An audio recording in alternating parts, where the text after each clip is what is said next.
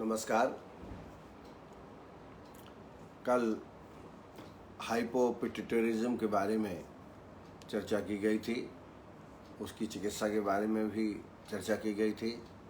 आज संधिवात, जिसको हम ऑस्टियोआर्थराइटिस कह सकते हैं, इनके बारे में चर्चा करेंगे, इसकी चिकित्सा के बारे में चर्चा करेंगे। पहले कुछ प्रश्न ले लेते हैं। डॉक्टर उषा तभानी जी का प्रश्न है, 8 years old गर्ल है, होठों के इनसाइड में एक छोटा रेडिश ट्यूमर जैसा हो गया है, इसमें हम क्या ट्रीटमेंट देवें? इसमें आप एक तो कांचनाद गुगुलू और कैशोर गुगुलू एक एक गोली दिन में 2 बार पेशेंट को देवें। इसके अलावा पिपल्यासो 2 चम्मच पानी भोजन के बाद दोनों टाइम पेशेंट को दें। मोशन क्लियर रहे, इसका बरोबर ध्यान रखें। साथ साथ इसमें कवल धारण, पंचकोल काढ़े का कवल धारण कराएं, यह भी लेखन का काम करेगा। रोजाना प्रतिदिन कम से कम 15 दिन तक लगातार कंडूस धारण पंचकोल काढ़े से कराएं, इससे निश्चित रूप से पेशेंट को लाभ प्राप्त होगा। औषधियों में टंकण भस्म 125 मिलीग्राम, प्रोआलपिष्टी 250 मिलीग्राम और शिलज इत्यादि लौह 125 मिलीग्राम एक पुड़िया सुबह शाम को शहद के साथ सेवन कराएं। डॉक्टर रजनीश शर्मा, उनका प्रश्न है, 38 ईयर्स की फीमेल है, शिरा शूल पुराना है और जब शूल होता है तो 3-4 दिन तक बना रहता है। वमन होने की इच्छा होती है। मुझे लगता है कि इनको माइग्रेन जैसी व्याधि है, क्योंकि उल्टी होने की इच्छा होना माइग्रेन का एक प्रमुख लक्षण है। लगातार नहीं रहता है, जब कभी होता है तो 3-4 दिन रहता है। ऐसी अवस्था में सबसे पहले तो विरेचन करा दें। त्रिफलाघृत से आभ्यंतर स्नेह पान करके और विरेचन कल्प तैयार करके विधिवत विरेचन करा दें। विरेचन के बाद संसर्जन कर्म और उसके बाद नस्य कर्म इसमें बहुत ही अधिक फायदा करेगा। इसके लिए केसर से सिद्धित दुग्ध, केसर 5 ग्राम ले लीजिए, 5 ग्राम घी में इसको भूंज लीजिए, 5 ग्राम शक्कर मिला करके इसका बारीक चूर्ण तैयार कर लीजिए, एक शीशे में भर के रख लीजिए। जब नस्य देना हो तो लगभग 2.5 ग्राम की मात्रा 2-3 चम्मच दूध में घोल दीजिए और थोड़ा कुनकुना कर लीजिए। इसकी 6-6 बूंद की मात्रा दोनों नासा में प्रतिदिन लगातार 15 दिन 20 दिन, जब तक ठीक नहीं होता है 21 दिन तक लगातार नस्य आप इसका देवें। इससे बड़ा ही अच्छा लाभ प्राप्त होता है। बाकी इसमें योगेंद्र रस 60 मिलीग्राम, वातकुलांतक 60 मिलीग्राम, शिराशूल बजरी रस 250 मिलीग्राम एक पुड़िया सुबह शाम को शहद के साथ या ब्राह्मी अवलेही के साथ देवें। टैबलेट सिफेग्रेन चरक कंपनी की 2 सुबह शाम को देवें और पथ्यारिक्वाथ 4 चम्मच पानी भोजन के बाद ये लगातार औषधियों का सेवन आप कराएंगे 20-25 दिन, तो निश्चित रूप से सिरासूल पेशेंट का जाता रहेगा।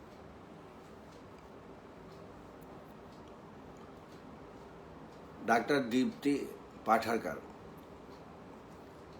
6 साल का लड़का है,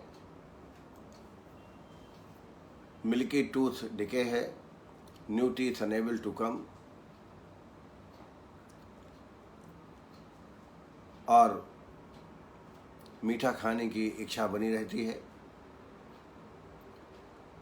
इसमें क्या हम दवाई दे सकते हैं?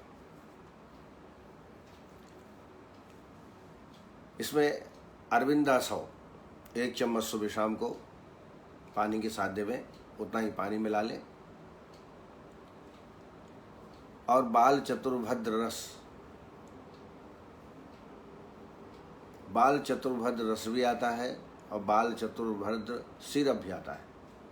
सिरप प्राप्त हो जाए तो 1-1 चम्मच दिन में 3 बार दें, और बाल भद्र चूर्ण या रस प्राप्त हो तो 500 मिलीग्राम की मात्रा दिन में 2-3 बार पेशेंट को देना चाहिए।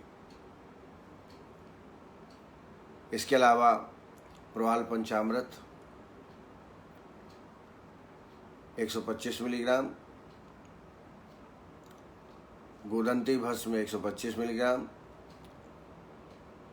मुक्ता प्रवाल पंचामृत 60 मिलीग्राम, ये पुड़ियाँ दिन में 2 बार पेशेंट को देवें। पीने में आप एक और बलारिस्ट दे सकते हैं, 1 चम्मच बलारिस्ट, 1 चम्मच पानी भोजन के बाद दोनों टाइम लगातार दें। साथ में मीठा बिल्कुल मत दें। आइसक्रीम, चॉकलेट, इसके सेवन करने से और पेशेंट को नुकसान होगा, तो इसका भी आप ध्यान में रखें, ये आपको नहीं देना है।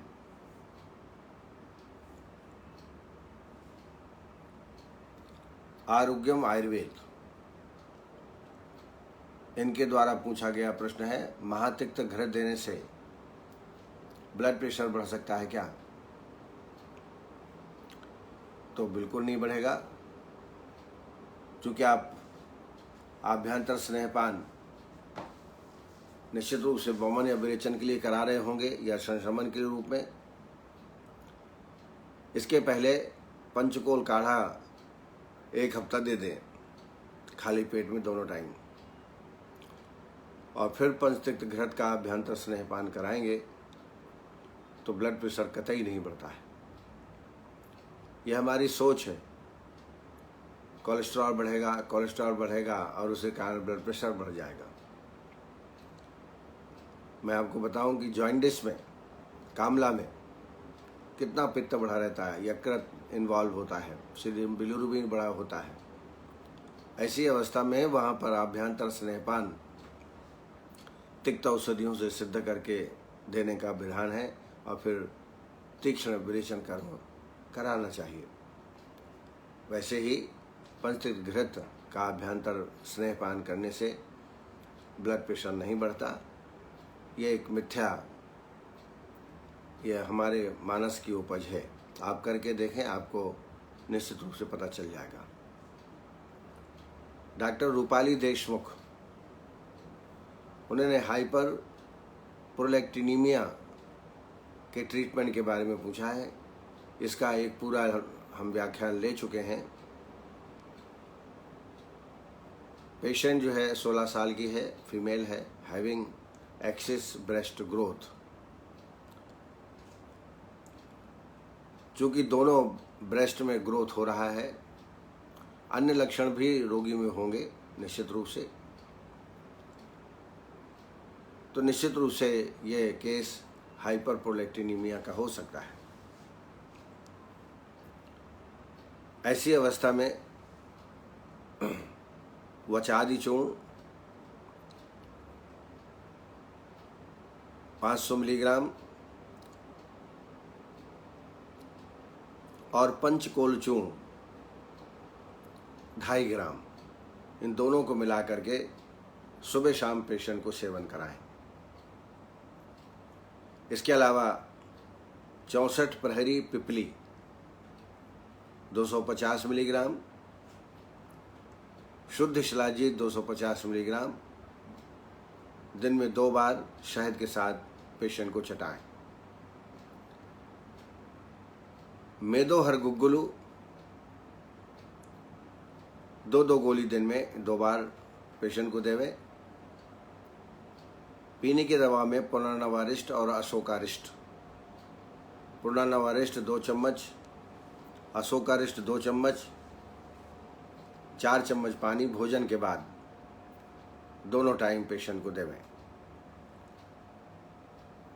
पुनर्नवादि गुग्गुलू 2 गोली, अमृतादि गुग्गुलू 2 गोली दिन में 2 बार पेशेंट को देना चाहिए। अगर इसके पहले आप विरेचन करा दें तो और अच्छा लाभ प्राप्त होगा। विरेचन में पंचतिक्त घृत से आभ्यंतर स्नेहपान,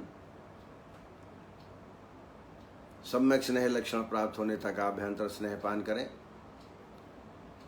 फिर विरेचन करा दें। विरेचन में कुटकी 20 ग्राम, 30 ग्राम त्रिव्रत, 30 ग्राम अमलतास और 30 ग्राम छोटी हरड़, इसका काढ़ा बना लें 100 ml और इसमें 30 to 40 ml कैस्टर ऑयल मिला लें।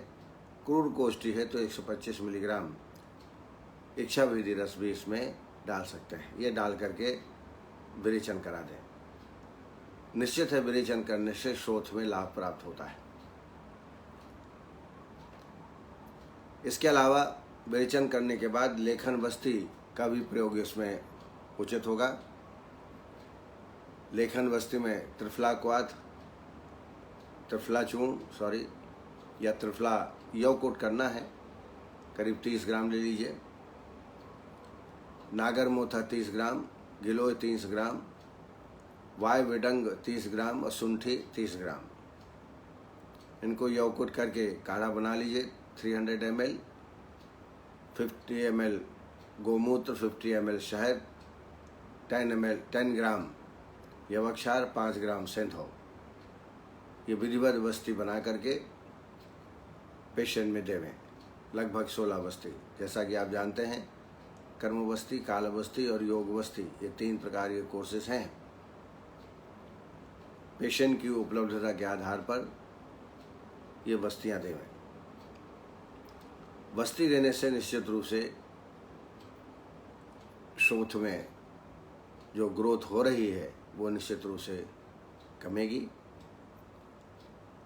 बार बार ब्रेस्ट में हाथ से स्पर्श ना करें। बार बार अगर स्पर्श करेंगे तो ग्रोथ और होती जाएगी। ये हमको ध्यान में रखना चाहिए। चूर्ण में विडंग चूर्ण और त्रिफला चूर्ण, 50 ग्राम त्रिफला, विडंग चूर्ण 50 ग्राम, दोनों को मिला लीजिए। 1 चम्मच सुबह शाम को दोनों टाइम पेशेंट को दें।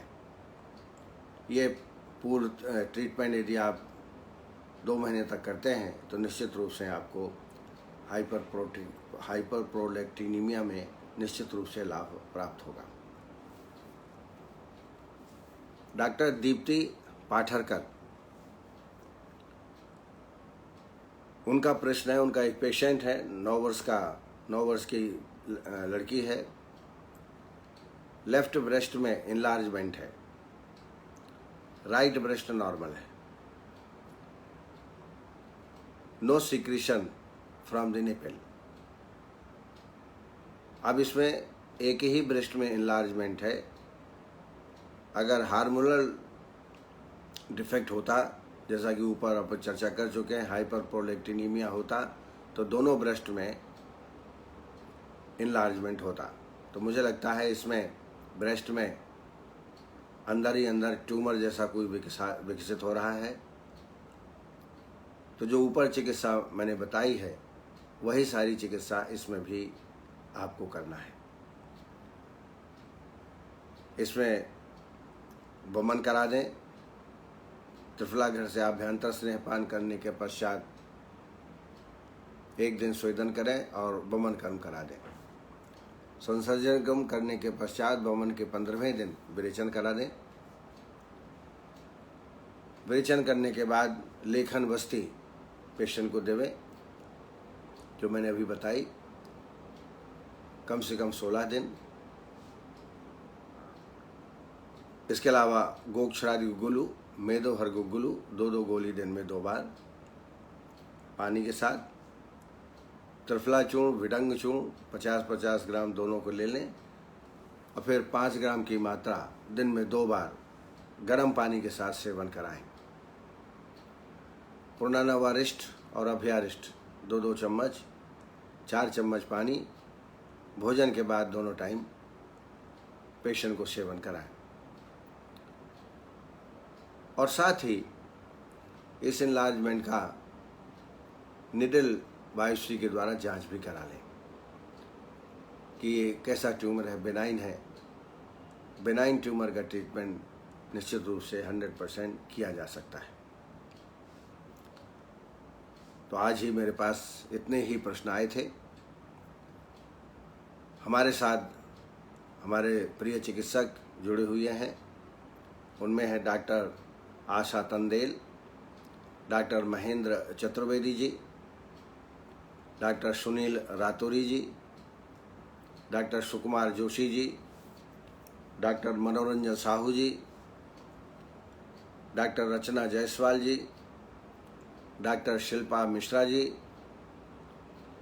Doctor Suman Borkar ji, doctor Chandrakala PG ji, doctor Aditya Tripathi ji, doctor Giriraj Prasad Sharma ji, doctor Balwinder Singh Malik, doctor Sonal Patel, doctor Mandeep Shukla, doctor Vinay Agarwal, doctor Utkarsh Verma, doctor Shilpa Palaskar, doctor Renuraj, doctor सलोनी Gupta, doctor Ranveer Sharma, doctor Sanjay, doctor KN Gangwar, AYUSH Darpan के doctor Naveen Joshi ji, doctor Shilpa Mishra ji, doctor Jagpal Singh, doctor Gyanendra Sahpathi ji, doctor Nisha Joshi, doctor Vikas Chaudhary ji, doctor Sandhya Pandey, doctor Anuradha, doctor Utkarsh Verma, doctor Nirmala Swal, doctor Manjushree Sahu, doctor Laxman Rajpurohit, doctor Vijay Saini, doctor Savita Sajan और मेरे प्रिय मित्र doctor Mohammad Shahid और देवेंद्र सिंह चौधरी जी, ये हमारे साथ जुड़े हुए थे। अब आज हम थोड़ा संधिवात के बारे में चर्चा करेंगे। सब जानते हैं ऑस्टियोआर्थराइटिस बहुत ही कृच्छ साध्य या याप्य व्याधि है और डिजेनरेशन के कारण ये रोग उत्पन्न होता है।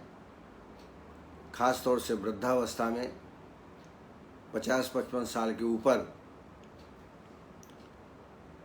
ये व्याधि उत्पन्न होती है। शास्त्रों में बृहत्तरी में, लघुत्तरी में इसका बहुत ही संक्षिप्त वर्णन है, इसका विस्तृत वर्णन नहीं है। जबकि रोग की महत्ता के आधार पर देखें तो ऑस्टियोआर्थराइटिस एक बहुत ही प्रमुख व्याधि है, अतः इसका विस्तृत रूप से अध्ययन करना आवश्यक है। संधिगत वात में अस्थिगत संधियां प्रभावित होती हैं।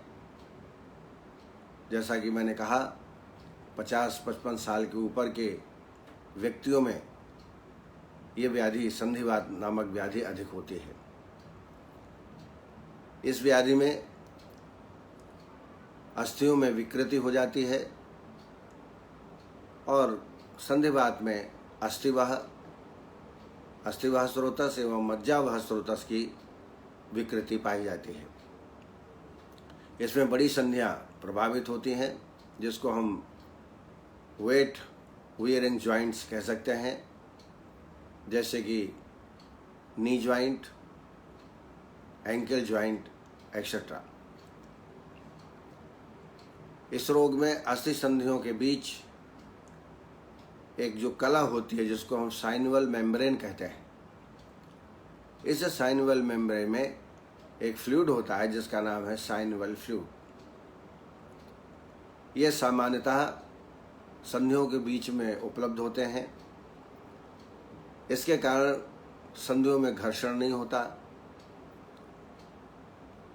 आकुंचन प्रसारण में, चलने में, उठने बैठने में वेदना नहीं होती। लेकिन जब ये साइनवल फ्लूइड एज फैक्टर के कारण, डिजेनरेशन के कारण सूख जाता है, जिसको हम सामान्य भाषा में कहते हैं कि जॉइंट्स में जो स्नेहांश है वो कम हो गया है या सूख गया है, उसके कारण पेशेंट जब चलता है तो उसमें जॉइंट्स में शूल की अधिक उत्पत्ति होती है, खास तौर से जानु संधि में। और चलते समय या आकुंचन प्रसारण करने पर संधियों से एक विशेष प्रकार की आवाज़ आती है जिसको हम क्रेपिटेशन कहते हैं, कट जैसी आवाज़ आती है।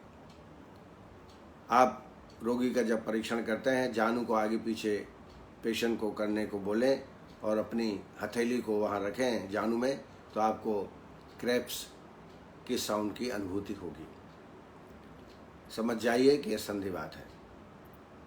आम वात और संधिवात में यही अंतर है कि आम वात में स्वेलिंग होती है, दबाने में वेदना होती है और ये वेदना बदलती रहती है, कभी राइट में ज़्यादा, कभी लेफ्ट में ज़्यादा।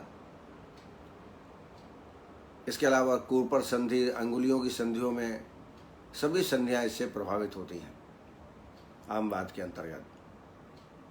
लेकिन संधिवात में खास तौर से प्रमुखता जानु संधि ज़्यादा प्रभावित होती है। आकुंचन प्रसारण करेंगे तो क्रैप्स की उत्पत्ति होती है, जबकि आम वात में विशेष रूप से नहीं होता है। लेकिन कई पेशेंट में आम वात और संधिवात दोनों ही साथ साथ में हो सकता है। अगर हम इसको परिभाषित करें संधिवात को, तो वात दोष की विकृति के कारण संधियों में शूल होता है, आकुंचन प्रसारण करने पर रोगी को वेदना होती है, कठिनाई होती है, अल्पशा शोथ भी होता है। संधिगत वात, इसी का नाम हम संधिगत वात या संधिवात कहते हैं। इसे आधुनिक मतानुसार ऑस्टियोआर्थराइटिस भी हम कह सकते हैं। संप्राप्ति देखें तो वात प्रकोपक निदानों का निरंतर अधिक मात्रा में सेवन करना, इसके कारण वात दोष का प्रकोप हो जाता है और यह वात संधियों में स्थान संश्रय करता है और स्थान संश्रय करने के पश्चात वहाँ उपस्थित संधि स्नायु कंडरा में विकृति उत्पन्न करता है और संधिवात की उत्पत्ति होती है।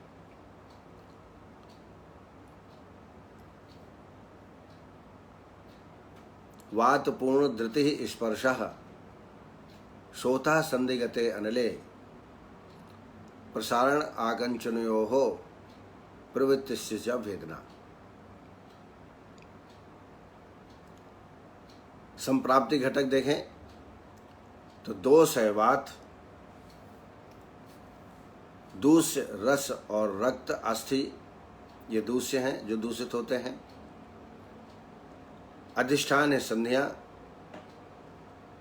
स्रोतस है अस्थिवाह स्रोतस, मज्जावाह स्रोतस, और स्रोतोदुष्टि का प्रकार है संग, ग्रंथि और विमार्गमन। इसमें अग्नि विस्माग्नि होती है, व्याधि का स्वभाव चिरकारी होता है। साध्या साध्यता के दृष्टिकोण से देखें तो यह कृच्छ साध या याप्य की श्रेणी में आता है।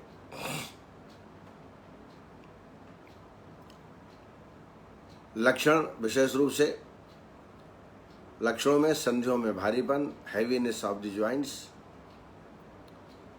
संधि शोथ, और जैसा पहले कहा कि आकुंचन प्रसारण करने में वेदना, चलते समय कटकट की आवाज आना, संधि के श्राव में विकृति हो जाना, डिफॉर्मिटी ऑफ द जॉइंट्स,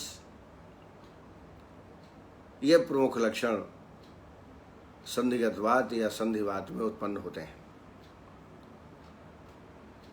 वातपूर्ण द्वितीय स्पर्शः श्रोता संधिगते अनले प्रसारण आकंचनयोः प्रवृत्तिश्च सवेदना।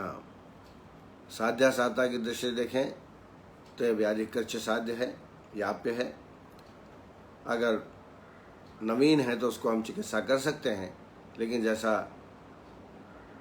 आप जानते हैं कि ये आयुजन्य व्याधि है, डिजनरेशन जन्य व्याधि है। जैसे जैसे आयु बढ़ेगी रोगी में रोग की वृद्धि भी उत्पन्न होती है। लेकिन नित्य प्रतिदिन अगर प्रारंभ से ही चिकित्सा की जाए तो पेशेंट को हम आराम दे सकते हैं। चिकित्सा के दृष्टिकोण से देखें तो भाव प्रकाश प्रथम खंड में उल्लेखित है, जिसका हम प्रयोग करते हैं। कुर्यात संधिगते वाते दाह स्नेहोपनाहनम, अर्थात दाह कर्म और स्नेहन उपनाह आदि की चिकित्सा हम इसमें करते हैं। दाह कर्म, अग्निकर्म जिसको कहते हैं, अग्निकर्म करने से तुरंत रोगी में आराम प्राप्त होता है। लेकिन स्थायी लाभ तो जो हम आगे बताने वाले हैं पंचकर्म की चिकित्सा, उसे करने से ही लाभ प्राप्त होता है। इसमें स्नेहन, अब स्नेहन कई प्रकार से हो सकता है। अभ्यंग करें, अभ्यंग के द्वारा स्नेहन। पत्रपिंड श्वेत करें, इसमें स्नेहन स्वेदन की दोनों प्रक्रियाएं हैं। जानुवस्ती या जानुधारा, जानु के चारों तरफ उड़द दाल का आटा, उड़द दाल के आटे से घेरा 2-2 अंगुल का बनाए, उसमें ऑयल को भरा जाता है, इसको जानुवस्ती कहते हैं। ऑयल जो है सहचर तेल, अश्वगंधा बला तेल या दशमूल तेल का प्रयोग हम कर सकते हैं। तो जानुवस्ती, जानुधारा, जानुवस्ती आप 7 दिन करें, 7 दिन जानुधारा करें। जो नस्य के लिए उपयोगी लोटे होते हैं उसमें ऑयल भर करके और कंटिन्यू धारा 1 फुट की ऊंची से जानु में डालें, फिर कलेक्ट कर लें तेल को, फिर थोड़ा गर्म करें, फिर धारा डालें, फॉलोड बाई पत्रपिंड श्वेत, और उसके बाद पत्रपिंड श्वेत करें। जानुवस्ती, फिर जानुधारा और फिर पत्रपिंड श्वेत। पत्रपिंड श्वेत में एरंड पत्र, निर्गुंडी पत्र और अर्क पत्र, अड़ूसा, शिग्रू, इन पत्तों को लेकर अच्छी तरह यौकुट कर लें और सहचर तेल करीब 30 ml डाल कर कढ़ाई में मेथी लहसुन डाल कर इसको छौंक देवें और अच्छी तरह पकाएं। और इसमें नींबू बारीक काट करके डाल दें। जैसा मैंने बताया मेथी लहसुन भी डालना चाहिए और नारियल का भूरा भी इसमें डालें। अब विधिवत अच्छी तरह पका लें, फिर दो पोटली बना करके स्थानिक पत्रपिंड श्वेत करें। तेल को मोटे तवे में डाल करके और पुनः पुनः गर्म करके सेक करना है। यह है पत्रपिंड श्वेत। तो 7 दिन जानुवस्ती, 7 दिन जानुधारा और लगातार पत्रपिंड श्वेत करें। इससे निश्चित रूप से पेशेंट को लाभ प्राप्त होता है। स्नेह का दूसरा प्रकार है वस्ती, मात्रावस्ती। मात्रावस्ती भी इसमें बहुत ही लाभप्रद होती है। अश्वगंधा बलादर तैल, सहचर तैल, दशमूल तैल, मुरुवन्ना तैल, इसकी 30 ml की मात्रा भोजन के बाद दोनों टाइम देवें। लगभग 21 बस्तियाँ दें लगातार। इससे निश्चित रूप से पेशेंट को लाभ होगा।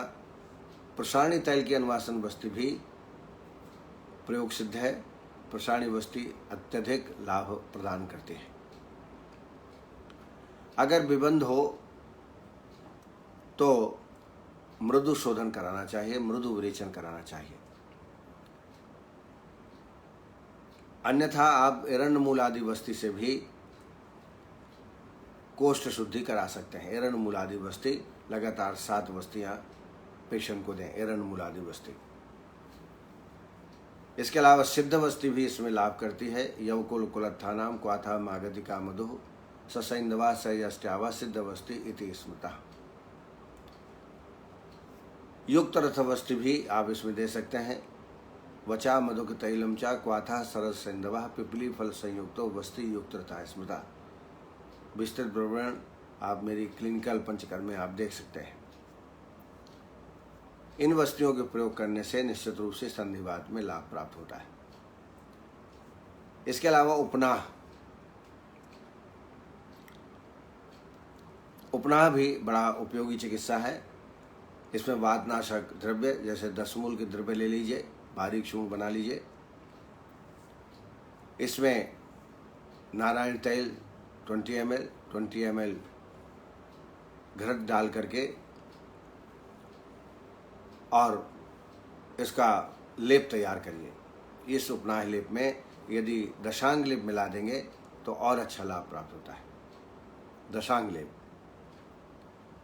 अच्छी तरह गर्म करके लेप तैयार करें और रात्रि में सोते टाइम जानु संधि में लेप लगा करके और एक पट्टी के द्वारा बांध दें, लेकिन इतना अधिक ना बांधें, एक या 2 बार ही लपेटें ताकि वायु का आना जाना पेशेंट में बना रहे। ये आपको ध्यान रखना है। तो उपनाह करने से भी आजकल हम उपनाह करना भूल गए हैं। शास्त्रों में उपनाह करने की अनेक विधियां बताई हैं, उनका प्रयोग आपको करना चाहिए। इसके अलावा शुद्ध शिलाजीत 500 मिलीग्राम दिन में 2 बार दुग्ध के साथ पेशेंट को सेवन कराएं। रस औषधियों में योगेंद्र रस 60 मिलीग्राम, गिलोय सत्व 250 मिलीग्राम, प्रवाल पंचामृत 125 मिलीग्राम, ये एक मात्रा है। ऐसे दिन में 2 या 3 मात्राएं शहद के साथ देवें। अश्वगंधा चूर्ण 100 ग्राम, सुंठी चूर्ण 50 ग्राम, पिपली चूर्ण 25 ग्राम। अश्वगंधा चूर्ण 100 ग्राम, 50 ग्राम सुंठी चूर्ण और 25 ग्राम पिपली चूर्ण। ये बड़ा प्रसिद्ध योग है। इसमें बहुत सारा काम हो चुका है और बहुत लाभप्रद चिकित्सा है। इसको 1-1 चम्मच दिन में 2 या 3 बार दुग्ध के साथ दें या पानी के साथ दें। लगातार 3-4 महीने तक दें तो निश्चित रूप से ऑस्टियोआर्थराइटिस में लाभ मिलता है। त्रयोदशांग गुगुलु और रासनादि गुगुलु।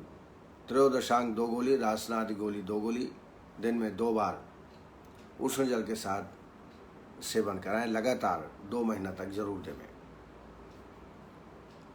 महावात विध्वंसन 125 मिलीग्राम, सूरज इत्यादि लौह 250 मिलीग्राम, प्रवाल पिष्टी 250 मिलीग्राम। ये दिन में 2 या 3 बार शहद के साथ पेशेंट को सेवन कराएं। आसोअरिष्ट में 10 मूलारिष्ट, अश्वगंधारिष्ट और बलारिष्ट, इनमें से कोई 2 या कोई 1 का सेवन लगातार कराएं। सामान्यतः 10 मूलारिष्ट 2 चम्मच और अश्वगंधारिष्ट 2 चम्मच और 4 चम्मच पानी भोजन के बाद दोनों टाइम। फिर दूसरे 15 दिन 10 मूलारिष्ट और बलारिष्ट दीजिए 2-2 चम्मच, 4 चम्मच पानी भोजन के बाद दोनों टाइम। और पेशेंट में नित्य अभ्यंग, आप जानुवस्ती लगा रहे हैं, जानुधारा भी कर रहे हैं, लेकिन जब कभी भी समय मिले तो दिन में 2-3 बार अश्वगंधा बलादि तैल से या मुरुवन्ना तैल से या सहचर तैल से नित्य अभ्यंग करें।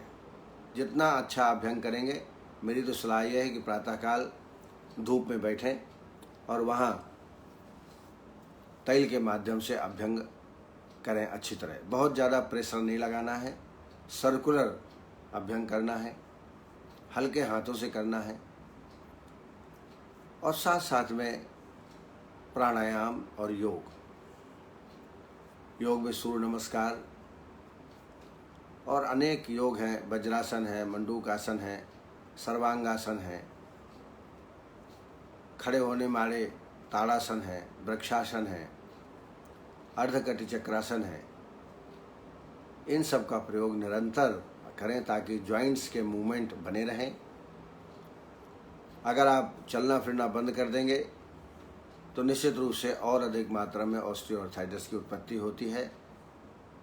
आधुनिक चिकित्सा में तो चलना फिरने के लिए मना किया जाता है ज़्यादातर, और नीचे बैठने के लिए मनाही की जाती है, कुर्सी में बैठने के लिए कहा जाता है। ऐसा करने से और भी रोग बढ़ता है। तो जितना मूवमेंट संधियों में होगा उतना निश्चित रूप से आपको लाभ प्राप्त होगा।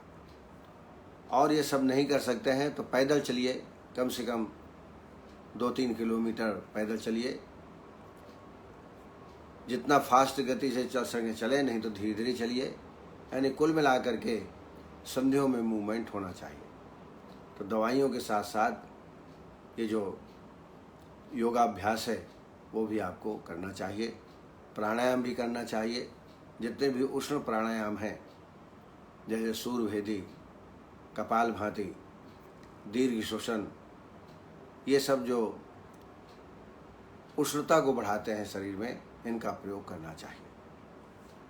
ये ट्रीटमेंट देने से, योगाभ्यास करने से निश्चित रूप से ऑस्टियोआर्थराइटिस का जो कष्ट है उसको टाला जा सकता है।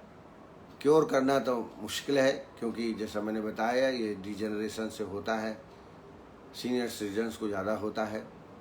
आप नित्य प्रति चिकित्सा करते रहें। चिकित्सा करने के साथ साथ आपको लाभ मिलता रहेगा। कोई ये कहे कि मैं बिल्कुल ठीक कर दूंगा, तो ये मुझे लगता है अतिशयोक्ति है, क्योंकि ये व्याधि ही ऐसी है कि ये कितना भी आप ट्रीटमेंट करें, लेकिन डिजेनरेशन के जो प्रोसेस है वो चलता ही रहता है। इन्हीं शब्दों के साथ मैं अपनी वाणी को विराम देता हूँ। आप सबको नमस्कार। कल फिर इसी वक्त आपके सामने उपस्थित होंगे एक नए रोग के साथ। तब तक के लिए आपको सादर अभिनंदन। जय आयुर्वेद।